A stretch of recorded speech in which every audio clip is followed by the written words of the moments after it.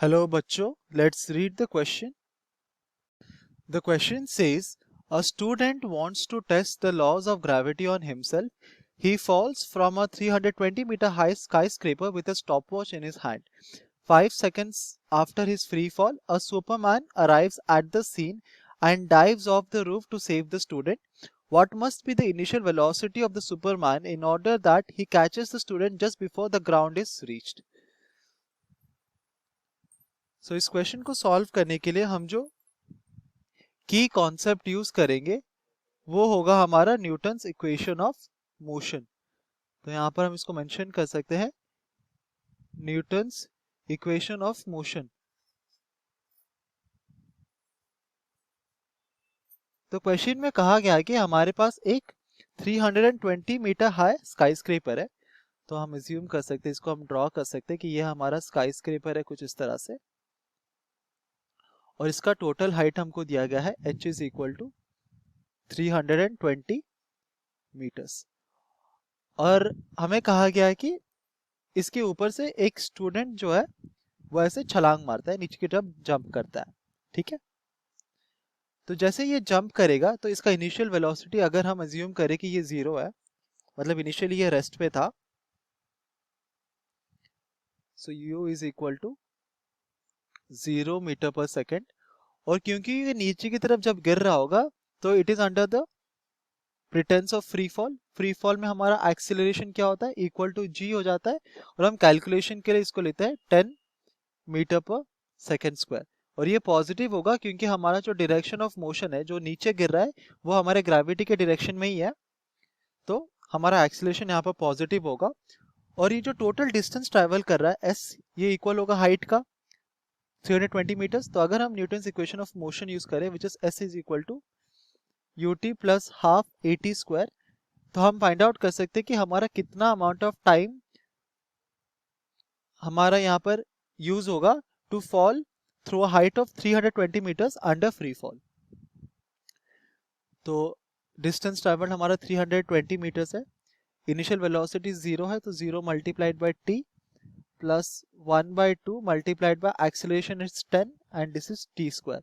तो ये हमारा 0 हो जाएगा और हमें मिलेगा 5t square is equal to 320 या t square is equal to 64 second square.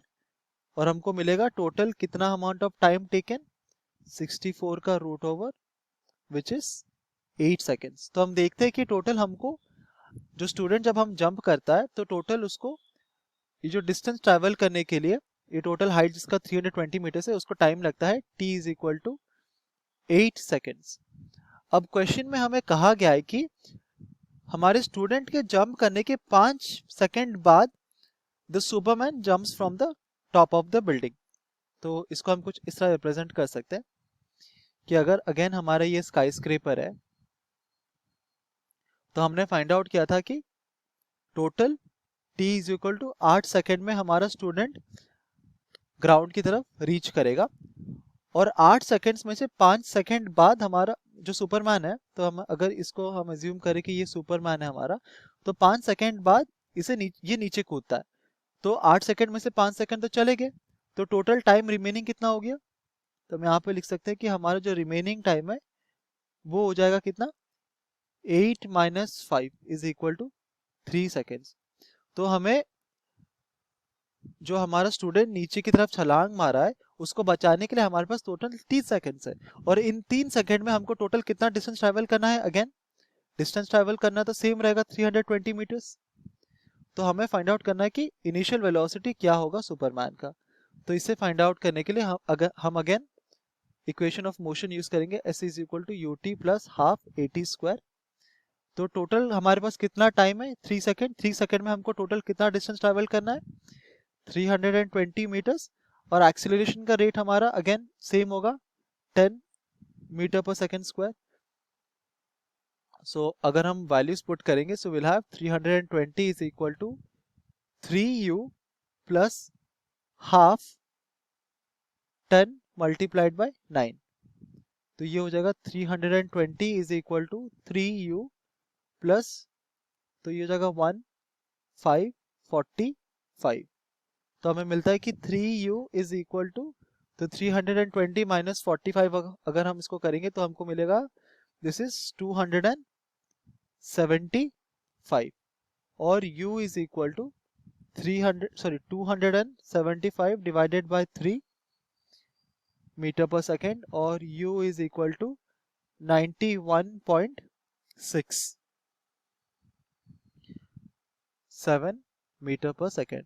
तो अगर जब हमारा सुपरमैन जंप करता है from the top of the skyscraper, अगर उसका इनिशियल वेलोसिटी 91.67 मीटर सेकेंड हो या इससे ज्यादा हो, तब जाके ही वो स्टूडेंट को बचा सकता है before he hits the ground. तो ये है हमारा required initial velocity. Hope you understood it well. Best of luck.